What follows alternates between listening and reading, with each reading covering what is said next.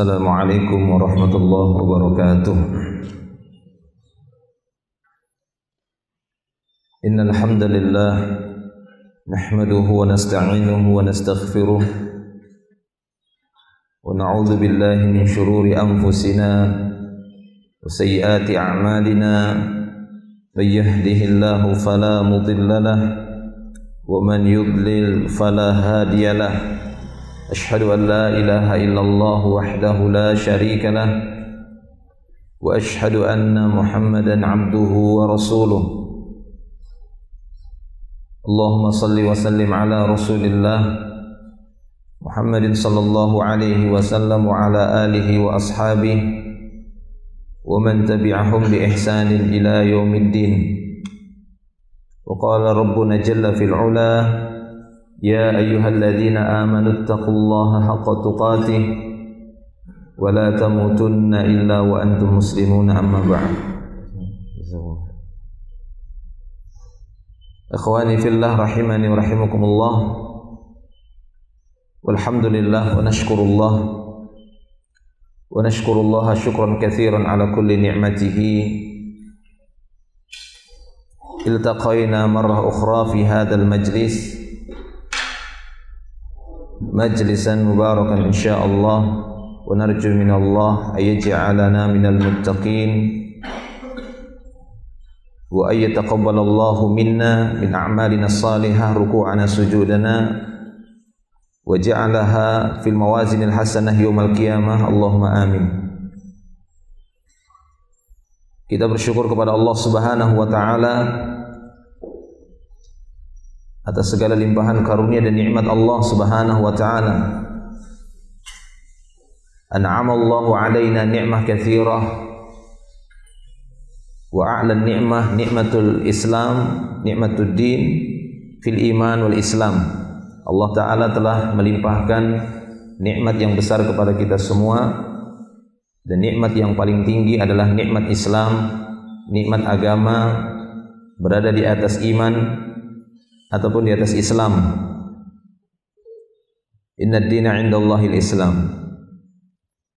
Dan alhamdulillah pagi hari ini Allah tabaraka wa taala membangunkan kita kembali, melanjutkan umur kita kembali, membangunkan kita kembali di atas dinnya, di atas agamanya. Terutama kita dibangunkan oleh Allah Subhanahu wa taala di pagi hari ini dan menjaga kita di atas ketaatan dan kesolehan. Dan ini merupakan nikmat yang sangat besar yang tidak Allah Ta'ala berikan kepada semua manusia, kecuali bagi orang-orang yang telah Ia pilih untuk menegakkan agamanya. Ikhwani rahimani wa rahimakumullah, akan kita lanjutkan tafsir Juz Amma di surat yang ketiga dari urutan juz ke-30. Kita masih melanjutkan tafsir dari surah Abasa dari ayat pertama sampai 16. Lihat di halaman 86. Surah Abasa al-ayah wahidah at-tasadisata ashar fi safhah 86. Kita masuk kepada poin berikutnya. Sebuah pertanyaan, as-su'al Uzkur ba'da manaqibi Abdullah ibni Ummi Maktum radhiyallahu anhu. Coba sebutkan sebagian dari manaqib, yakni fadail, keutamaan-keutamaan yang dimiliki oleh Abdullah ibni Ummi Maktum radhiyallahu anhu. Karena surat Abasa ini sangat berkaitan erat dengan kisahnya sahabat yang satu ini, yakni Abdullah ibn Ummi Maktum. Ketika dia datang, kemudian Nabi SAW sedang berbincang dengan satu atau beberapa orang sonadidil kuffar minal musyrikin Quraisy. Kemudian Nabi SAW berpaling darinya, sehingga mengakibatkan turunnya ayat ini seperti yang telah kita bahas. Di antara sababun nuzul hadhihi as-surah atau min ba'di hadhihi al-ayah. Nah, maka beliau di sini menanyakan kembali atau memunculkan sebuah pertanyaan sebagai metode tafsir beliau dari kitab tafsir At-Tashil li Ta'wil Tanzil. Coba sebutkan sebagian manaqib, keutamaan-keutamaan yang dimiliki oleh Abdullah ibn Ummi Maktum. Al-jawab, kata beliau, min hadhil manaqib ma yali. Di antara manaqib yang dimiliki oleh Abdullah ibn Maktum, di antaranya berikut ini, kata beliau. Yang pertama, ma taqaddama min anna Allah subhanahu wa ta'ala qala fi sya'nihi. Apa yang telah berlalu, bahwa Allah subhanahu wa ta'ala telah berfirman menjelaskan keadaannya, menjelaskan keadaan Abdullah ibnu Ummi Maktum ini, yaitu di dalam surat Abasa ini yang kita bahas, di ayat yang ke-8 dan seterusnya. Allah Ta'ala berfirman, wa amma man ja'aka yas'a. Adapun orang yang datang kepadamu ya Muhammad dalam keadaan berusaha untuk menuntut ilmu, berusaha untuk mengambil zikra, mengambil pelajaran. Wa huwa yakhsha, dan ketika dia datang dalam keadaan memiliki rasa khasyah, rasa takutnya kepada Allah Subhanahu wa taala itu sangat besar. Sehingga ini merupakan pujian yang besar kepada Abdullah ibnu Ummi Maktum, di mana Allah Subhanahu wa taala menyebutkan Abdullah ibnu Ummi Maktum seorang yang yakhsha. Ini tidak sembarang orang. Allah Ta'ala menamai hambanya langsung yakhsha, seorang yang punya rasa takut. Setiap orang punya rasa takut, tapi rasa takut yang sampai kepada puncak-puncak keimanan, ghayatul iman, ini rasa takut yang menyebabkan dia tunduk patuh kepada Allah Subhanahu wa taala. Inilah khasyah. Karena rasa takut tabi'i itu dimiliki oleh setiap orang. Ya. Rasa takut yang dibawa oleh manusia, tabiat setiap manusia itu ada rasa takutnya. Akan tetapi bagaimana setiap orang mampu mengolah rasa takut tadi, mengarahkannya agar rasa takut tadi berbentuk rasa takut ibadah. Dan ini merupakan ibadah yang sangat tinggi. Bahkan Allah Ta'ala telah memuji yakhsha. Ini dimiliki oleh ahlul ilm, dimiliki oleh orang-orang yang punya ilmu agama. Innama yakhsha Allaha min ibadihi al-ulama'u. Sesungguhnya yang benar-benar yakhsha, khasyahnya kepada Allah Subhanahu wa ta'ala, sebenar-benar rasa takut kepada Allah di antara hamba-hambanya adalah ahlul ilmi, orang yang punya ilmu. Mereka lah dia para ulama dan orang-orang yang menempuh jalan mereka di dalam menuntut ilmu. Sehingga jalan dalam menuntut ilmu syar'i, menuntut ilmu agama, ini bukan jalan yang sepele, ini bukan jalan yang rendah. Walaupun sebagian orang menganggapnya ini perbuatan yang sia-sia ataupun perbuatan yang kurang ada manfaatnya, atau minimalnya menuntut ilmu merupakan salah satu jalan yang kurang banyak diminati oleh manusia, bahkan justru dari kalangan kaum muslimin. Ya, kita dapati sangat malasnya mereka, bermalas-malasan di dalam menuntut ilmu agama ini. Padahal ini merupakan jalan untuk mendapatkan pujian dari Allah, sehingga mereka mendapatkan gelar dari Allah Taala sebagai orang yang yakhsha, di mana Allah Subhanahu wa taala telah memuji Abdullah ibni Ummi Maktum sebagai seorang yang yakhsha, wa huwa yakhsha, dan dia yakhsha. Siapa yang maksud? Abdullah ibni Ummi Maktum. Baik. Ini dia kata beliau di antara manaqib Abdullah ibni Ummi Maktum. Fawasafahu Allah Subhanahu wa ta'ala bi annahu jaa yas'a wa huwa yakhsha. Maka Allah Subhanahu wa ta'ala mensifati Abdullah ibni Ummi Maktum dengan apa? Ya, yas'a dan yakhsha. Orang yang yas'a, maksudnya yas'a di sini orang yang berusaha dengan semaksimalnya. Itu makna sa'a yas'a, sa'yun. Ya, usaha. Tadi katakan sa'i. Ya, ini seorang yang berusaha untuk menempuh satu jarak, sa'i. Berlari kecil ataupun berlari-lari. Berarti yang dilakukan oleh para hujjaj, orang-orang yang berhaji ataupun orang yang mu'tamirun yang sedang melaksanakan umrah tatkala mereka berada di mas'ah. Tatkala mereka berada di mas'ah, maka antara dua batas hijau biasanya mereka diperintahkan untuk sa'i, berusaha untuk berlari. Setelah itu kemudian berjalan biasa. Yang itu dibedakan dengan romal. Tahu romal ya? 3 putaran pertama waktu tawaf. Itu kan 7. Ya kan? 7 putaran. 3 putaran pertama disunnahkan untuk apa? Romal. Nah, romal sama sa'i itu beda. Karena sebagian orang dia samakan bentuk larinya. Padahal beda. Romal itu seperti jalan tapi mirip lari. Tapi kalau sa'i benar-benar lari. Nah, ini enggak, kadang-kadang sama. Waktu romal lari-lari. Ya, waktu sa'i kayak romal. Nah, istilahnya saja sudah beda, berarti kaifiat caranya juga beda. Ya. Taib, itu makna yas'ah. Itu yang pertama kata beliau dari manakibnya Abdullah bin Ummi Maktum. Yang kedua, wa min dzalik kata beliau, annahu kana muadzinan li Rasulillah sallallahu alaihi wasallam kama akhraja dzalika Muslim. Min hadits Ibnu Umar radhiyallahu anhuma qala kana li Rasulillah sallallahu alaihi wasallam muadzinan Bilalun wa Ibnu Ummi Maktum.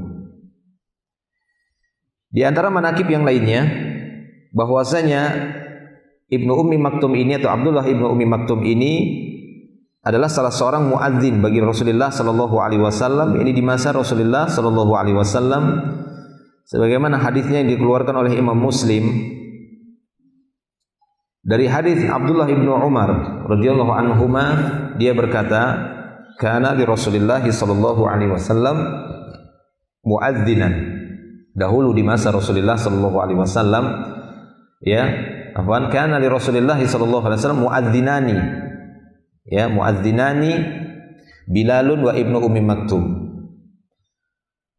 Rasulullah sallallahu alaihi wasallam memiliki 2 muadzin. Adalah Rasulullah sallallahu alaihi wasallam memiliki 2 muadzin di masa itu, yakni Bilal dan Ibnu Ummi Maktum. Baik, ini di antara manakib Abdullah bin Ummi Maktum. Kemudian wa akhraja al-Bukhari, di antara manakib yang lainnya seperti riwayat hadis yang dikeluarkan oleh Imam Al-Bukhari di dalam sahihnya min hadis Zaid ibn Thabit radhiyallahu anhu, dari hadis Zaid ibn Thabit radhiyallahu anhu, anna Rasulullah sallallahu alaihi wasallam amla alaihi, bahwasanya Rasulullah sallallahu alaihi wasallam sedang mendiktekan Al-Qur'an kepada Zaid bin Thabit. Zaid bin Thabit, ya, di antara salah seorang sahabat penulis wahyu. Muawiyah, Zaid bin Thabit, dan banyak lagi sahabat yang lainnya. Ya, dan penghafal, hafid, ya, qari.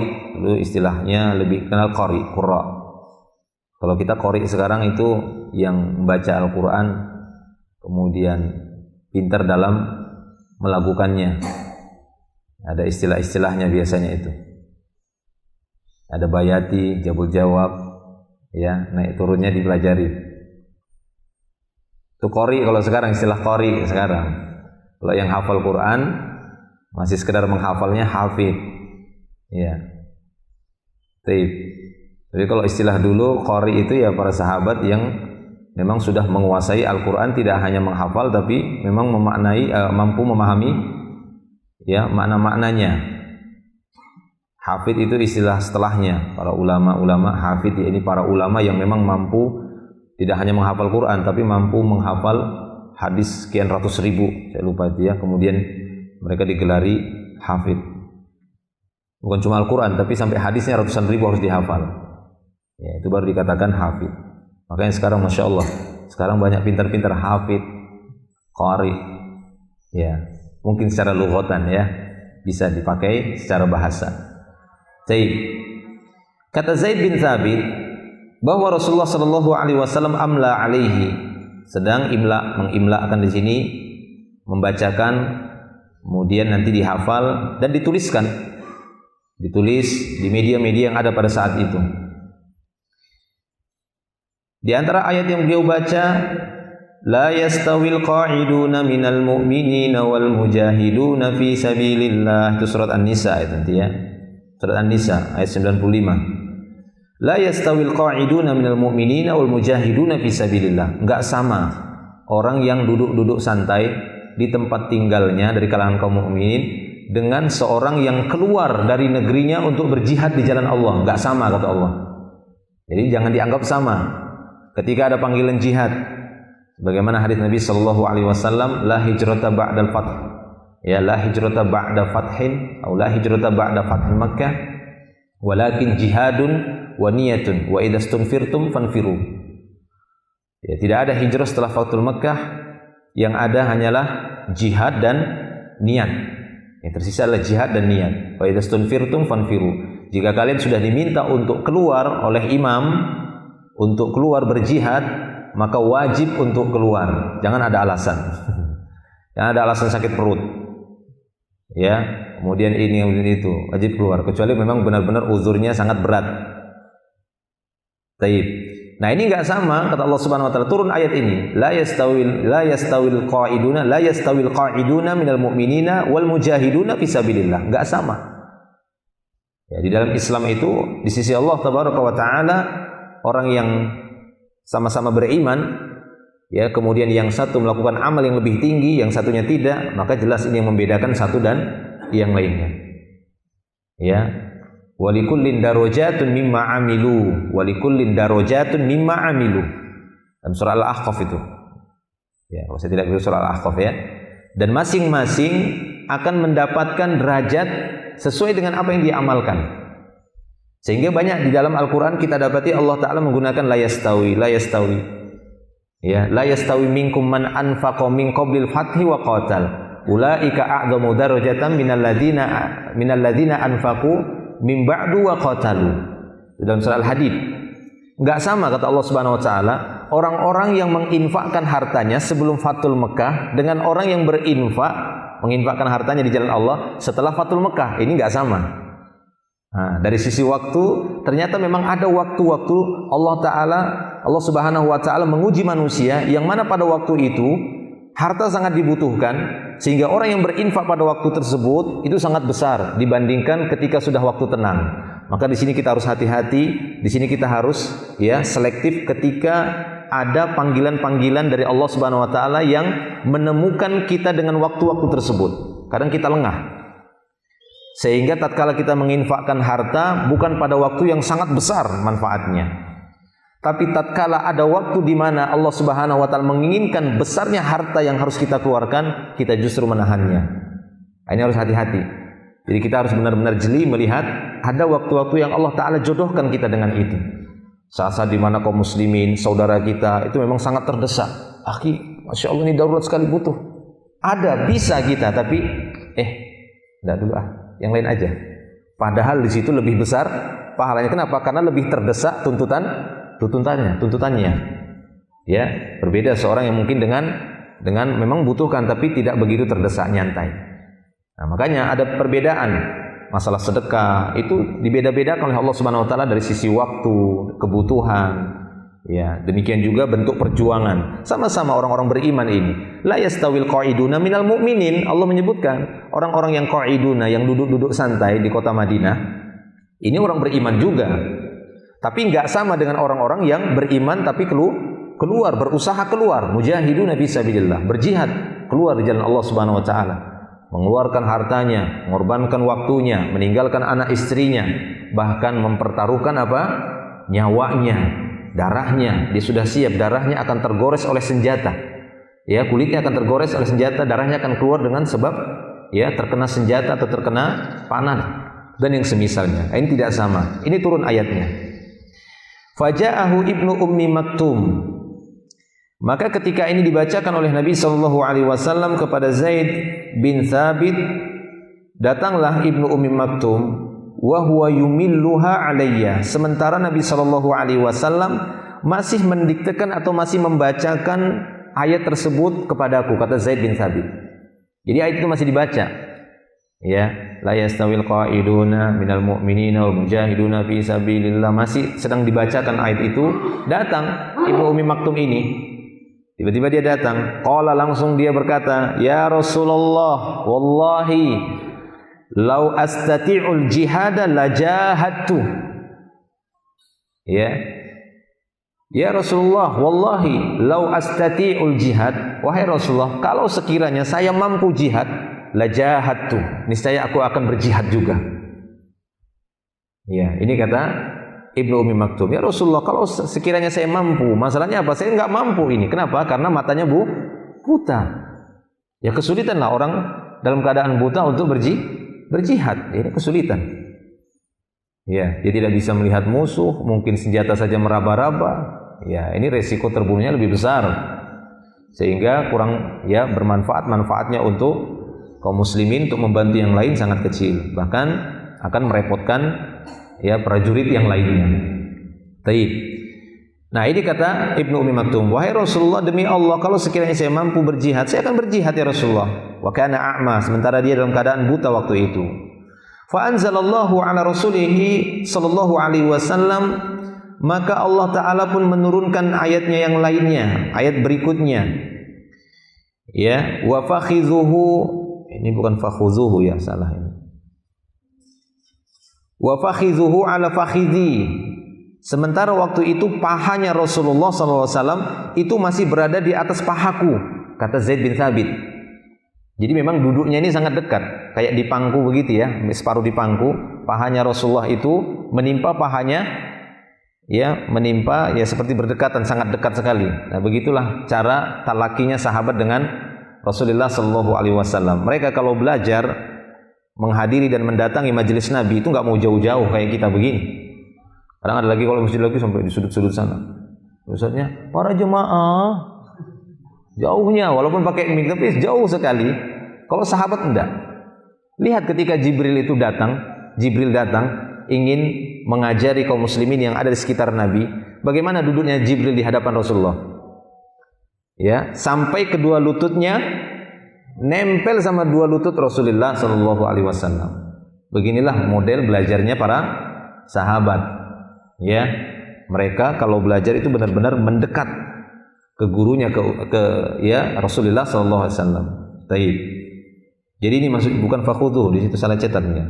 Wa fakhidhuhu ala fakhidhi. Dan paha beliau masih berada di atas pahaku. Jadi masih dirasakan, Zaid bin Thabit masih merasakan pahanya itu tertekan sama paha Nabi. Ya, itu maksudnya. Ya, fathaqulat alayya, sehingga pahanya tersebut sangat berat bagiku. Hatta khiftu an tarudda fakhidhi, sehingga aku khawatir ya pahaku itu akan patah, akan remuk. Ya, sehingga aku khawatir, khiftu, aku takut pahaku akan remuk karena saking kerasnya beliau menekan. Memang kalau wahyu itu turun, maka kondisi Nabi itu bukan nyantai begini, tapi seperti terjadi apa? Guncangan sampai beliau berkeringat, kadang beliau pingsan.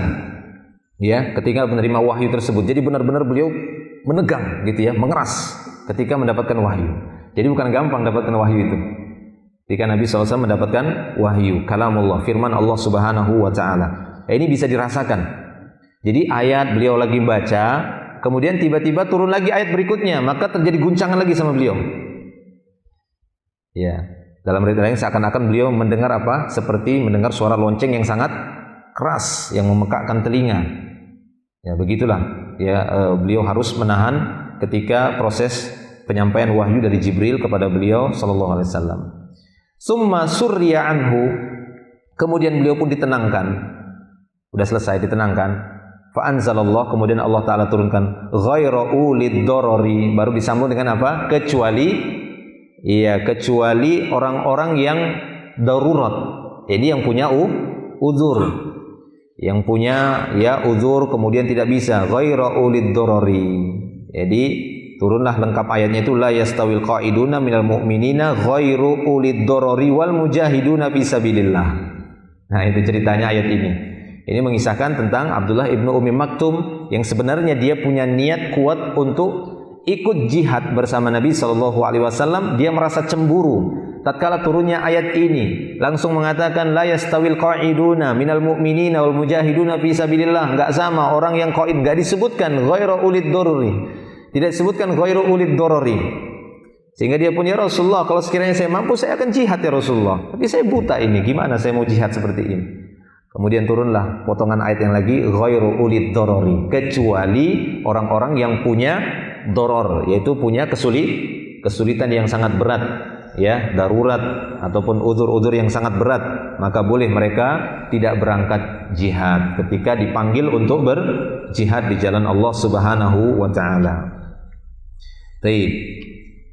Wa fi riwayatin al-Bukhari, demikian juga dalam riwayat yang lain, masih riwayat Bukhari, ya, wa fi riwayatin al-Bukhari aidan min hadits al-Barra ibn Azib, dari jalur hadis Al-Barra ibn Azib radhiyallahu anhuma, dia berkata, lamma nazalat, ketika turun, la yastawil qa'iduna minal mu'minin, turun itu saja. Jadi terkadang ayat itu yang turun itu potongan-potongan, ya, sepotong dulu, belum satu ayat sempurna, tapi separuh ayat baru datang lagi kalimat berikutnya, ya, untuk menyempurnakan ayatnya tersebut. Nah, kata Al-Barra bin Azib, ketika ayat ini turun, la yastawil qa'iduna minal mu'minin, dan surah An-Nisa ayat 95, qala Nabi sallallahu alaihi wasallam. Jadi turun ayatnya itu aja, la yastawil qa'iduna minal mu'minin wal mujahiduna fi sabilillah. Itu saja yang turun. Ya, la yastawil qa'iduna minal mu'minin wal mujahiduna fi sabilillah. Ini saja yang turun. Maka apa kata beliau sallallahu alaihi wasallam? Faqala Nabi sallallahu alaihi wasallam, ud'u fulanan, panggil si fulan. Begitu beliau. Maksudnya dipanggil siapa ini? Para sahabat-sahabat yang memang dipilih oleh beliau untuk langsung menghafal dan menuliskan ayat per ayat yang baru saja turun. Makanya ada hadis-hadis yang di sana sudah mansukh. Di sana Nabi SAW mengatakan, janganlah kalian tuliskan semua yang aku ucapkan. Jadi janganlah kalian menuliskan apa yang semua aku ucapkan. Maksudnya awal-awalnya dilarang menulis hadis. Awalnya. Kenapa? Karena pada waktu itu masa-masa seringnya turun Al-Quran, kalamullah, supaya tidak tercampur. Tapi setelah itu beliau SAW memerintahkan untuk menulis, ya, hadis juga, dan itu dilakukan oleh Abu Hurairah dan yang lainnya, menghafal dan menuliskannya. Baik. Maka setelah turunnya ayat tadi, la yastawil qa'iduna minal mujahidin, la yastawil qa'iduna wal mujahiduna fi sabilillah, maka Nabi SAW memanggil, ud'u fulanan, panggil si fulan. Faja'ahu wa ma'ahu duah wal lauh awil kutuf. Maka datanglah si fulan tadi, bersamanya ada ad-duah. Ad-duatu itu maksudnya tempat tinta. Al-lauh ya ini media-media yang agak lebar. Lauh itu bisa mungkin pelepah kurma, ya, atau lembaran-lembaran yang sifatnya dia lebih lentur. Itu lauh. Adapun al-kutuf, katif atau kutuf, ini adalah media-media yang bisa dibuat untuk menulis tapi agak keras. Ya, itu namanya al-kutuf, atau jamaknya ada mufradnya katifun, kutufun. Ya, jadi mereka datang pun membawa itu, tinta ataupun lauh, dan jenis-jenis lauh ataupun jenis kutuf. Ya, mungkin pelepah kurma, atau mungkin bisa diambil papan-papan. Ya, kalau ada papan kayu ataupun pecahan-pecahan bejana yang agak lebar, bejana-bejana yang agak lebar, itu namanya katif. Biasa dikatakan katiful ina. Katiful ina itu ininya. Nah, ini nih katiful ina. Apa namanya, sisi ininya, gitu ya. Ina dulu kan, bejana-bejana dulu kan enggak kecil-kecil, besar-besar gitu ya, mungkin kendi, guci atau apa, atau kirbah dari kulit. Nah, itu diambil, dibawahi. 6. Waja'ahu wa ma'ahu ad-duwatu wal-lauhu awil kutufu faqala uktub. Kemudian Rasulullah mengatakan, tulis. Apa yang ditulis? La yastawil qa'iduna wal mujahiduna fi sabilillah. Tulis itu, kata beliau. Wa khalfan Nabi sallallahu alaihi wasallam Ibnu Ummi Maktum.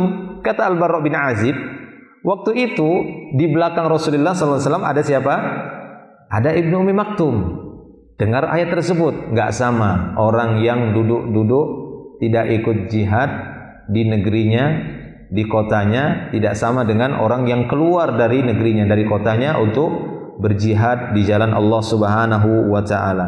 Maka spontan dia mengatakan faqala, maka Ibnu Ummi Maktum pun mengatakan, ya Rasulullah, ana dharir. Dharir itu a'ma, sama. Ya Rasulullah, saya ini kan buta. Gimana saya mau jihad? Saya bukan enggak mau jihad. Saya nggak mau dikatakan sama. Saya maunya mau jihad, gitu ya. Saya bukan qaiduna, tapi saya ingin mujahiduna fi sabilillah. Wa ana dharir, saya ini dharir Rasulullah, buta. Fa nazalat makanaha, maka turunlah ayat lagi di tempat yang sama. Nazalat makanaha, yakni turun ayat lagi di tempat yang sama melengkapi ayat tadi. Sehingga lengkaplah ayatnya, la yastawil qa'iduna minal mu'minina ghairu ulid darari wal mujahiduna fi sabilillah. Surah An-Nisa 95, lengkap ayatnya. Ya, barulah di sana, tidaklah sama orang-orang yang duduk tinggal di negerinya dari kalangan kaum mukminin, ya, kecuali ulid darar, orang-orang yang memiliki darurat, wal mujahiduna fi sabilillah, tidak sama dengan orang yang berjihad di jalan Allah. Baik. Ini beberapa keutamaan yang disebutkan oleh al-muallif di sini tentang manaqib dari Abdullah ibni Ummi Maktum. Wallahu a'lam. Baik, jelas? Nah, berikutnya kata beliau. As-su'al. Pertanyaan kembali.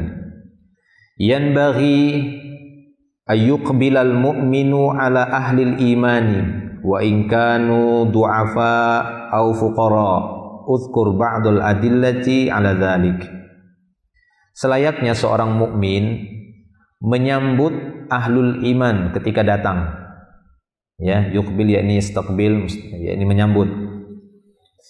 Selayaknya seorang yang beriman menyambut ahlul iman yang lainnya, sekalipun dia orang yang du'afa, sekalipun dia orang yang fuqara. Bukan karena yang datang, yang bertamu itu orang du'afa, fuqara, kemudian ditinggalkan. Siapa yang datang?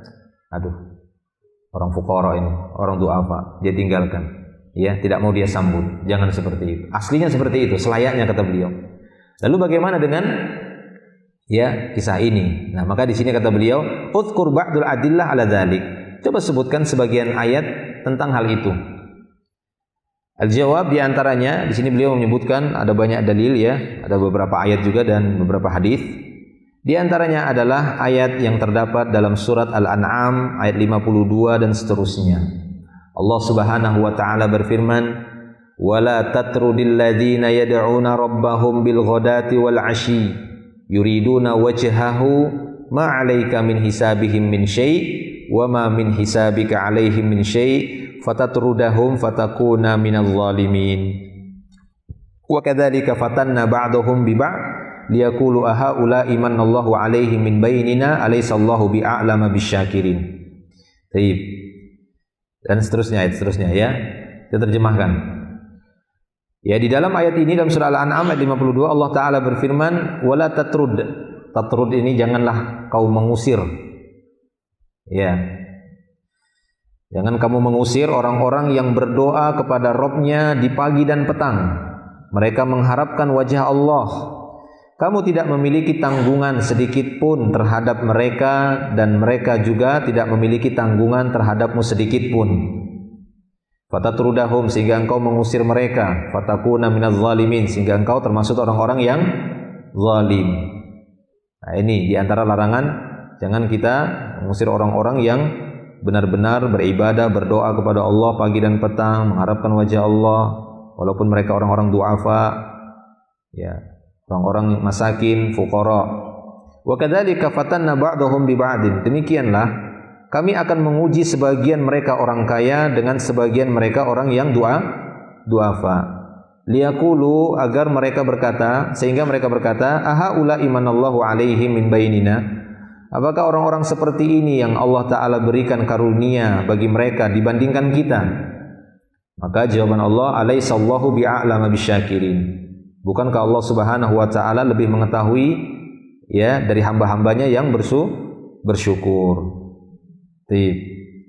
Wa idza ja'aka alladziina yu'minuuna bi ayatina, dan apabila datang kepadamu ya Muhammad orang-orang yang beriman dengan ayat-ayat kami, faqul salamun alaikum, katakan salamun alaikum, keselamatan bagi kalian. Kataba rabbukum ala nafsihi rahmah, Allah Subhanahu wa taala menetapkan atas dirinya untuk menyayangi, ya, untuk memberikan rahmat. Annahu man 'amila minkum su'an bi jahalatin, sesungguhnya siapa saja yang berbuat kejahatan karena kebodohannya di antara kalian, summa taba min ba'dihi, kemudian dia bertobat setelah itu, wa aslaha, dan setelah tobat dia melakukan perbaikan, fa annahu ghafurur rahim, maka sungguhnya Allah Subhanahu wa taala Maha Pengampun lagi Maha Penyayang. Nah, ayat ini singgungan terhadap ya sebagian kaum muslimin yang dicuekin kemudian ditinggalkan karena waktu itu masih ada orang-orang kafir, ya, orang kafir yang mereka menganggap bahwasanya mereka itu lebih baik. Aha ula imanallahu alaihi min bainina. Mereka mengatakan, apakah mereka ini orang-orang yang beriman tapi du'afa, apakah mereka yang lebih pantas Allah taala berikan karunia dibandingkan kami? Maka Allah mengatakan alaihissallahu bi'a'lama bisyakirin. Ini di antara ayat yang menyebutkan tentang hal ini. Artinya jangan meremehkan orang-orang yang beriman dari kalangan ahlul iman walaupun mereka du'afa ataupun fuqara. Ataupun dalam surat Al-Kahfi ayat 28 Allah taala berfirman, wasbir nafsaka ma'al ladzina yad'una rabbahum bil ghadati wal 'ashyi yuriduna wajhahu wa la ta'du 'ainaka 'anhum turidu zinatal hayatid dunya wa la tuti' man aghfalna qalbahu 'an dzikrina wattaba'a hawahu wa kana amruhu furuta. Allah Subhanahu wa taala berfirman, sabarkanlah dirimu bersama orang-orang yang beribadah ataupun berdoa kepada Rabb mereka di pagi dan petang. Mereka hanya mengharapkan wajah Allah, dan janganlah engkau palingkan kedua matamu dari mereka, yakni buang muka. Wala ta'du 'ainaka anhum, janganlah engkau membuang pandanganmu, buang muka dari mereka. Turidu zinatal hayatid dunia, hanya karena menginginkan perhiasan kehidupan dunia. Dan janganlah engkau mengikuti orang-orang yang telah kami lalaikan hatinya dari mengingat kami, mengikuti hawa nafsu, dan adalah urusannya melampaui batas. Taib. Nah, ini juga ayat yang menunjukkan bahwa ya tidak boleh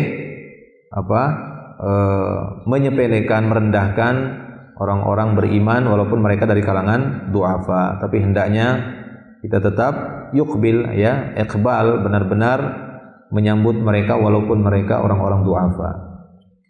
Kemudian dalil yang lainnya adalah firman Allah Subhanahu wa taala pada ayat yang kita bahas ini dalam surat Abasa, yaitu firman Allah Subhanahu wa taala, amma man istaghna fa anta lahu tasadda. Adapun orang-orang yang istaghna, orang-orang yang merasa cukup, enggak membutuhkan yang lainnya, tidak membutuhkan bimbingan, ya, fa anta lahu tasadda, tapi justru engkau bersikap tasadda. Apa itu tasadda kemarin? Apa tasadda? Lupa. Tusghi ilaih wa tuqbil, ya, wa tata'arrad lahu. Engkau benar-benar serius mendengarkan perkataannya padahal dia orang istaghna, kemudian engkau menyambutnya dengan ya penuh kehangatan, benar-benar menghadap kepadanya. Ya, ini teguran, ya. Amma man istaghna fa anta lahu tasadda wa ma 'alaika alla yazakka. Wa amma man ja'aka yas'a, ini dia. Adapun orang yang datang kepadamu berusaha, wa huwa yakhsha fa anta anhu talaha, tapi justru engkau talaha, ya, lalai, artinya menyepelekannya, meninggalkannya. Kalla innaha tazkirah, sekali-kali tidak, ya, sesungguhnya ini adalah peringatan. Taib. Ini tiga ayat yang disebutkan oleh beliau tentang pembahasan ini. Demikian juga beliau membawakan sebuah riwayat dari Imam dalam Sahih Muslim, akhraja Muslim min hadithi A'idh ibni Amr, dari sahabat A'idh ibni Amr, anna Aba Sufyan ata ala Salman wa Suhaib wa Bilal fi nafarin. Ya, bahwasanya kata A'idh, sahabat A'idh bin Amr, Abu Sufyan, salah seorang pemuka, ya, pemuka Quraisy yang masih kafir waktu itu, kemudian dia setelah itu beriman. Memang Abu Sufyan ini selain dia seorang pemuka Quraisy, dia juga orang yang kaya raya, banyak hartanya, ya. Jadi memang di masa kekufurannya, di masa Quraisy, di masa kejahilannya sebelum dia masuk Islam, dikenal dia memang seorang pemuka pembesar Quraisy, dan dia juga dikenal orang yang banyak hartanya, Abu Sufyan ini. Ketika dia berada di kota Madinah, tertangkap waktu itu, kemudian dikasih hadiah oleh Nabi SAW 100 ekor unta, ya. Walaupun dia sudah banyak hartanya. Tujuannya apa? Untuk ta'lif al-qalb, ya, ta'liful qalb atau ta'liful qulub, untuk melunakkan hatinya sehingga dia mau masuk ke dalam Islam. Baik. Maka ini kejadiannya waktu itu diriwayatkan oleh Imam Muslim, disebutkan dari A'idh ibnu Amr. Tapi walaupun kaya, Abu Sufyan ini pelitnya bukan main, bukan bakhil lagi dia, tapi sudah syahih. Kan tingkatan orang pelit itu kan ada dua disebutkan dalam dalil, baik itu Al-Quran ataupun hadis. Ada namanya bakhil, ada yang lebih parah lagi apa? Syahih. Ya, syahih, syuh nafs. Nah, kalau Abu Sufyan ini syahih dia, benar-benar bakhil. Bakhilnya itu ya sudah, kalau bakhil bakhil gitu ya. Kalau syahih itu apa namanya? Kedekut. Kikir ya, kikir. Nah, kikir. Sampai-sampai istrinya, padahal dia hartanya banyak. Istrinya siapa? Abu Sufyan? Hindun. Sampai ngadu. Setelah mereka masuk Islam, Hindun ngadu kepada Rasulullah. Ya Rasulullah, boleh nggak saya nyuri harta suami saya? Karena dia memberikan nafkah nggak cukup. Ya kan datang itu Hindun. Ya Rasulullah, saya sering ngambil hartanya Abu Sufyan, tapi dia nggak tahu, nyuri, ambil. Dia nggak tahu saya ambil itu untuk mencukupi saya dan anak saya, karena dia memberikan nggak cukup. Sementara dia seorang yang syahih katanya. Kata istrinya, dia seorang yang apa? Kikir sekali. Kata Rasulullah, ya khudi ma yakfiki wa waladaki bil ma'ruf. Kata Rasulullah, ya nggak apa-apa kau ambil. Ini bukan ngajarin para istri nyuri ya. Ini pelajaran penting bagi suami yang pelit. Kikir sekali, yang memberikan tidak cukup. Ya harus mencukupi. Tapi jangan semua kan begitu. 6 ya, jadi ini dia. Nah, kata A'idh ibnu Amr, Abu Sufyan pernah datang menghadap Salman Al-Farisi, Suhaib, Bilal, Finafarin pada sekelompok sahabat. Nah, ini kan sahabat-sahabat yang memang du'afa. Ya, Salman, Suhaib, Bilal, ini bukan sahabat-sahabat yang kaya raya, enggak, sahabat-sahabat yang biasa-biasa saja, du'afa. Nah, Abu Sufyan mendatangi mereka. Faqalu, kemudian mereka berkata, wallahi ma akhadat suyufullahi min unuki aduwillah. Ma akhadaha, ini bukan fa akhadaha ya. Demi Allah, pedang-pedang Allah akan ya menebas leher musuh Allah di tempatnya. Ma'khadaha, enggak salah ini, bukan fa'khadaha. Ya, ma'khadaha. Demi Allah, ya, ma akhadat suyufullahi min unuki aduwillah ma'khadaha. Qala, kemudian A'idh mengatakan kembali, faqala Abu Bakar, berkata Abu Bakar, ataquluna hadza li Syekh Quraisy wa sayyidihim? Apakah kalian mengatakan ini kepada pembesarnya Quraisy, sayyidnya Quraisy? Nah, begitu ya. Ditegur sama Abu Bakar. Gimana kalian ini? Masa mengatakan seperti itu? Ini kan pembesarnya Quraisy. Ini kan pembesarnya mereka, ini kan sayyidnya mereka, tokohnya mereka. Kenapa berkata seperti itu? Enggak hormat sama ya, sama pembesarnya Quraisy ini. Ini Abu Sufyan yang masuk waktu itu. Fa'atan Nabi sallallahu alaihi wasallam fa akhbarahu. Maka Abu Bakar pun mendatangi Nabi sallallahu alaihi wasallam dan mengabarkan hal itu. Lalu apa kata Nabi sallallahu alaihi wasallam? Padahal Abu Bakar ini juga termasuk sahabat terdekat Nabi sallallahu alaihi wasallam. Iya, sahabat pertama yang sangat dipuji oleh Nabi sallallahu alaihi wasallam. Tapi lihat keadilan Nabi sallallahu alaihi wasallam. Apa kata beliau kepada Abu Bakar? Ya Abu Bakar. Ya Abu Bakar, la'allaka aghdabtahum. Wahai Abu Bakar, apakah kamu membenci, apakah kamu membuat marah mereka? Wahai Abu Bakar, barangkali kau membuat marah mereka. La'allaka aghdabtahum. Barangkali engkau membuat marah Salman, Suhaib ataupun Bilal dengan ucapanmu tadi. Ya, la in kunta aghdabtahum laqad aghdabta rabbaka. Wahai Abu Bakar, kalau sekiranya engkau membuat marah Salman, Suhaib ataupun Bilal, sungguh engkau telah membuat marah Rabbmu. Nah, itu ya. Jangan sampai, maksudnya apa? Jangan sampai kau perkataanmu tersebut menjadikan sahabat-sahabatmu Bilal tadi, Suhaib ya, ataupun Salman tadi, ucapanmu membuat mereka marah. Ya, kalau sampai seperti itu berarti kau telah membuat Allah marah, membuat Rabbmu marah. Kenapa? Karena mereka orang-orang du'afa, orang-orang yang dimuliakan oleh Allah Subhanahu wa taala. Maka mendengar ucapan Nabi SAW seperti ini, fa'atahum Abu Bakar. Abu Bakar pun bergegas untuk menemui Salman, Suhaib dan Bilal tadi. Kemudian dia berkata, faqala ya ikhwatah aghdabtukum.